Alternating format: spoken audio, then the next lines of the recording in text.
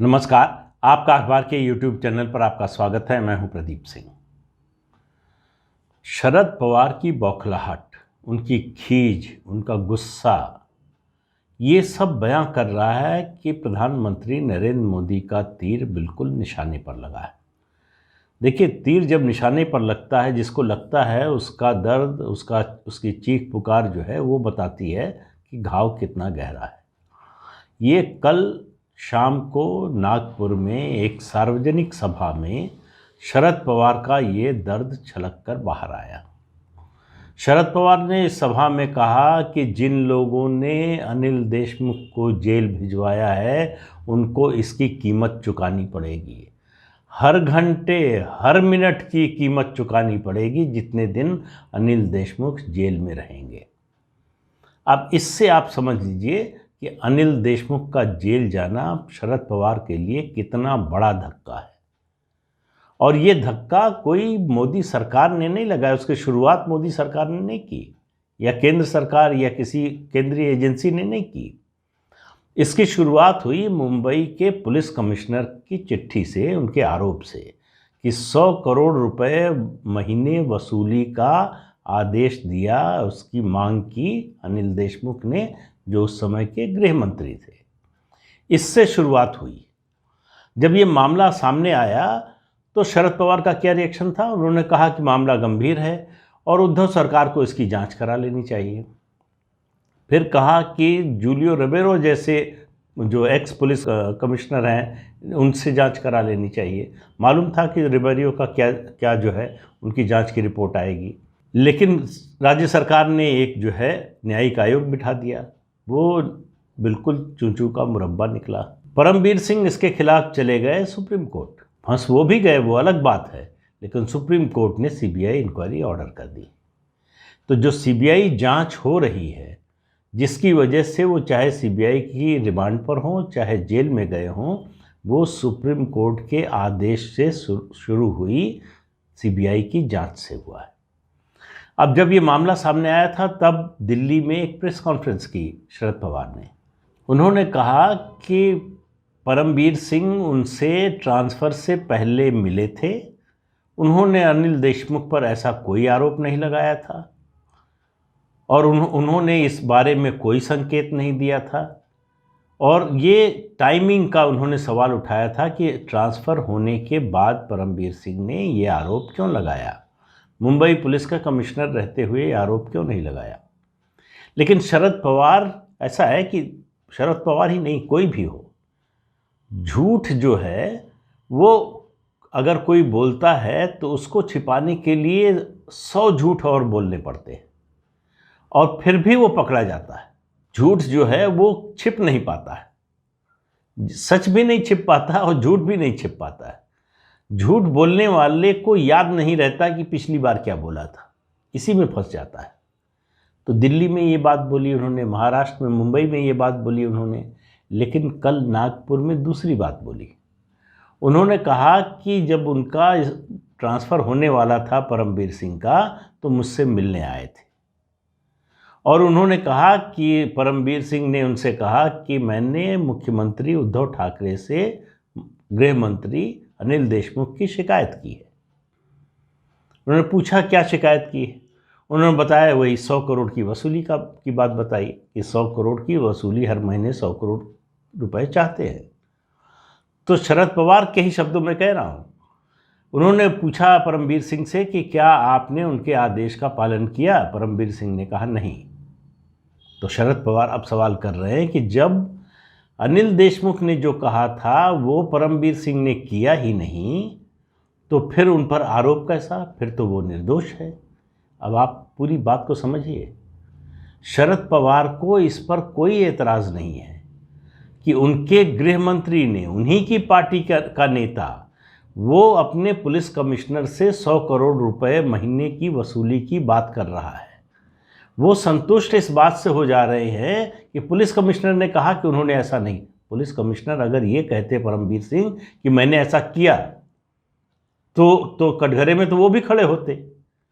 भाई किया तो, अगर किया तो जुर्म में आप भी शरीक हैं। तो परमवीर सिंह पुलिस अधिकारी हैं, आईपीएस अधिकारी हैं, उनको समझ में आ रहा था कि ये बोलने का मतलब क्या होगा, तो इसलिए उन्होंने अपने को बचा लिया। लेकिन शरद पवार को ये तो बता दिया था कि अनिल देशमुख ने ये मांग की थी। सचिन वाजे का क्या रोल था? देखिए, वसूली तो दरअसल करके सचिन वाजे लाते थे, उनके बारे में शरद पवार का अभी तक कोई बयान नहीं आया। सचिन वाजे और अनिल देशमुख का संबंध, सचिन वाजे और शिवसेना का संबंध, ये किसी से छिपा नहीं है।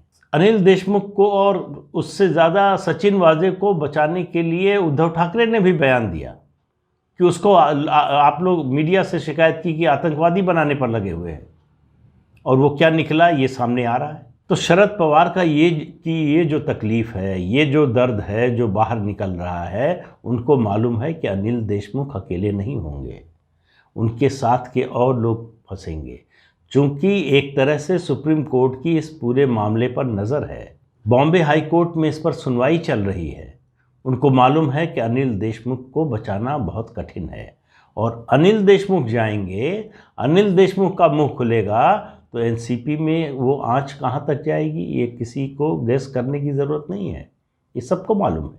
और उसके अलावा कहाँ तक जाएगी और कौन से लोग आएंगे, इसका भी अंदाज़ा आप लोग लगा सकते हैं, मुझे कहने की ज़रूरत नहीं है। तो अनिल देशमुख, उसके बाद अनिल परब पीछे पीछे है, उसके अलावा एकनाथ खड़से, अडसुल, कौन कौन है पीछे, ये लाइन बड़ी लंबी है और लंबी होने वाली है। जिस तरह से ईडी और सीबीआई काम कर रहे हैं, मान कर चलिए कि इस मामले में ये मामला कहीं ना कहीं अपने निष्कर्ष तक, अपने जो निर्धारित गंतव्य है वहाँ तक पहुँचेगा ज़रूर। इस बीच में कल एक और बात हुई, बॉम्बे हाई कोर्ट गई सीबीआई, और हाई कोर्ट में क्या कहा सीबीआई ने? सीबीआई ने हाई कोर्ट से कहा कि राज्य सरकार यानी उद्धव ठाकरे के नेतृत्व वाली सरकार अनिल देशमुख को निहायत बेशर्मी के साथ बचाने में लगी हुई है। ये बात हाई कोर्ट के सामने, हाई कोर्ट की बेंच के सामने सीबीआई के वकील ने कही। और क्यों कही?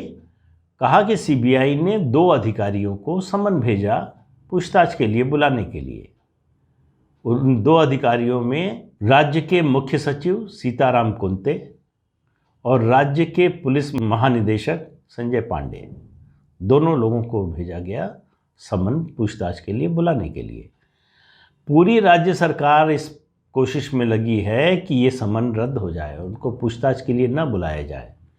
अगर उद्धव सरकार के मन में कुछ काला नहीं है, अगर उद्धव सरकार कुछ बचाना नहीं चाहती, छिपाना नहीं चाहती, किसी को बचाना नहीं चाहती, तो उसे क्या समस्या है? अगर सीबीआई इन 2 वरिष्ठ अधिकारियों को पूछताछ के लिए बुला रही है, तो ये उनको वो पूछताछ के लिए जाएं, इसमें राज्य सरकार को क्यों ऐतराज़ होना चाहिए? उसका क्या आधार हो सकता है? तो ये आप मान कर चलिए कि इस पूरे मामले में उद्धव ठाकरे की सरकार पूरी तरह से फंस चुकी है। और फिर कह रहा हूँ, ये वसूली गेट का मामला जो है वो अनिल देशमुख तक सीमित नहीं रहने वाला है, उसकी आंच बड़े लोगों पर भी जाएगी, क्योंकि सबको मालूम है, ये साबित हो न हो ये अलग बात है, सबको मालूम है कि इस तरह से जो वसूली होती है उसका पैसा नीचे से ऊपर तक जाता है। किसको कितना जाता है ये तो अनिल देशमुख बता सकते हैं, सचिन वाजे बता सकते हैं, या परमवीर सिंह बता सकते हैं।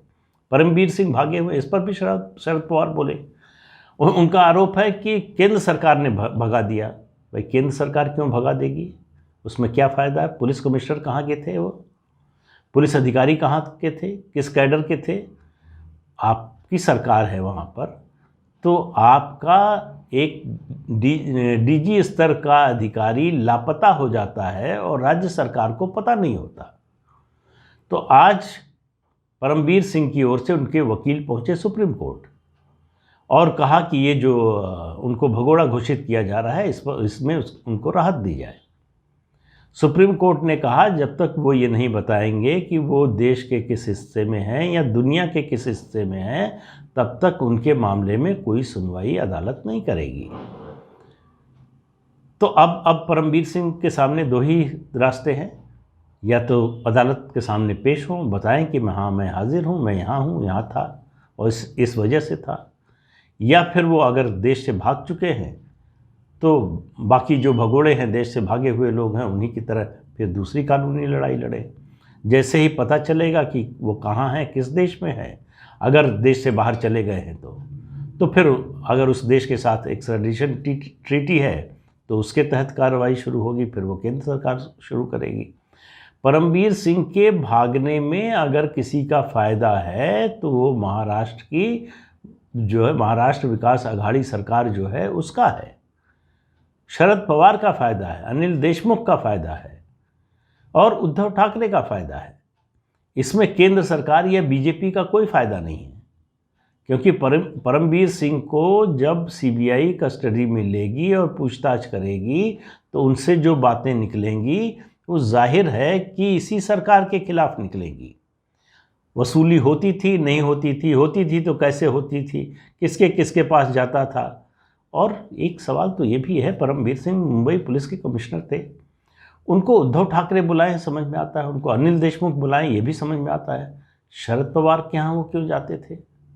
शरद पवार महाराष्ट्र सरकार में तो कुछ है नहीं, उनका कोई पद है नहीं, उनकी पार्टी जरूर सरकार में है, तो अनिल देशमुख बुलाएं, दफ्तर में बुलाएं, घर पर बुलाएं, ये समझ में आता है। दो बार अगर वो जा रहे हैं शरद पवार के पास शिकायत लेकर या अपनी समस्या लेकर, तो आखिर क्यों? जाहिर है कि Sharad Pawar extra constitutional authority है। परमबीर सिंह को मालूम था कि अगर अनिल देशमुख को रोकना है, उन पर लगाम लगानी है, तो शरद पवार ही ये काम कर सकते, उद्धव ठाकरे नहीं कर सकते। इसलिए उद्धव ठाकरे के पास नहीं गए। मुंबई पुलिस का कमिश्नर, उसको अपने मुख्यमंत्री पर भरोसा नहीं है, उसको सरकार से बाहर बैठे एक व्यक्ति पर ज़्यादा भरोसा है। उसको ज़्यादा प्रभावी मानता है कि सरकार के मामलों में अगर कुछ होना है, कुछ करवाना है उसे, तो उसे शरद पवार के यहाँ जाना होगा, उद्धव ठाकरे के यहाँ नहीं। ये महाराष्ट्र विकास आघाड़ी सरकार की सच्चाई है। इसी तरह से ये सरकार चल रही, एक्स्ट्रा कॉन्स्टिट्यूशनल अथॉरिटी जो है वो सरकार को चला रही है। और ये हमने 10 साल देखा है केंद्र में, जब यूपीए की सरकार थी तो जिस तरह से उस सरकार को पर्दे के पीछे से कांग्रेस अध्यक्ष सोनिया गांधी चला रही थी, जो 2 पावर सेंटर बन गए थे, पैरेलल पावर सेंटर, बल्कि पावर सेंटर सिर्फ इस मायने में कि मनमोहन सिंह प्रधानमंत्री के पद पर थे, इसलिए प्रधानमंत्री का पद होने के कारण एक पावर सेंटर था, अदरवाइज पावर तो पूरी सोनिया गांधी के पास थी। इसी तरह से उद्धव ठाकरे मुख्यमंत्री के पद पर हैं, इसलिए उनके पास वो पावर है। बाकी असली पावर सेंटर तो इस सरकार का शरद पवार है। तो कष्ट शरद पवार को ही हो रहा है, उनकी ये कल्पना से बाहर है। मैंने एक वीडियो किया था जिसमें कहा था कि शरद पवार ने कभी ये कल्पना नहीं की थी कि उनके साथ ऐसा हो सकता है। बिल्कुल सही बात है, वही हो रहा है। शरद पवार इस बात को अभी तक स्वीकार नहीं कर पाए हैं कि उनके साथ ऐसा हो रहा है। उनको लगता था कोई भी सरकार आए, किसी भी पार्टी की सरकार आए, उनको हाथ नहीं लगाएगी। पहली बार किसी सरकार ने हाथ ही नहीं लगाया है, कानून का हाथ लगाया। और कानून का हाथ लंबा तो होता ही है, और कानून की और न्याय की चक्की जो है वो धीरे भले चलती है लेकिन पीसती बहुत महीन है। तो इसलिए आप ये मानकर चलिए कि आने वाले समय में शरद पवार की मुश्किलें और बढ़ने वाली हैं। अभी तो और बहुत से मामले आने वाले हैं। उन्हीं की पार्टी के एक वरिष्ठ नेता है जिन्होंने दाऊद के एक व्यक्ति की, एक परिवार के एक व्यक्ति की संपत्ति खरीदी हुई है, कोर्ट से उसमें स्टे लगा हुआ है, उसको वो खरीद कर बहुत सस्ते दाम पर खरीद कर महंगे दाम पर बेचना चाहते थे, कोर्ट ने स्टे लगा दिया है कि बेच नहीं पा रहे हैं। ऐसे तमाम मामले हैं। दाऊद की संपत्तियों के बारे में, दाऊद के बारे में आप कुछ भी मुंबई में खोदेंगे तो वहाँ कहीं ना कहीं एनसीपी का आपको उसके पदचिन्ह दिखाई दे जाएंगे। तो इसलिए कह रहा हूँ कि आने वाले दिनों में एनसीपी की मुश्किल बढ़ने वाली है, मतलब शरद पवार की मुश्किल बढ़ने वाली है। और जब परिवार के सदस्य इतनी बुरी तरह से भ्रष्टाचार के आरोपों में घिरे हों तो ऐसी पार्टी के लिए मुश्किल आसान नहीं होने वाली है।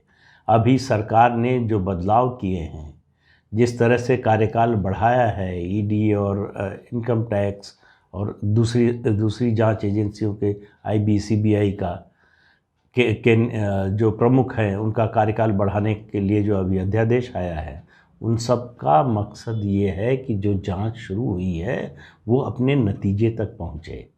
होता ये है कि एक अधिकारी शुरू करता है, फिर उसका कार्यकाल ख़त्म हो जाता है, फिर नया आता है, फिर वो नए सिरे से शुरू करता है, ये सिलसिला चलता रहता है।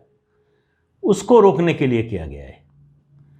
तो इसलिए शरद पवार की मुश्किल अभी मेरा मानना है कि शुरू हुई है, ख़त्म नहीं हुई है। और आगे आने वाले दिनों में उनका ऐसा विलाप जो है, ऐसा क्रंदन आपको लगातार सुनाई देगा।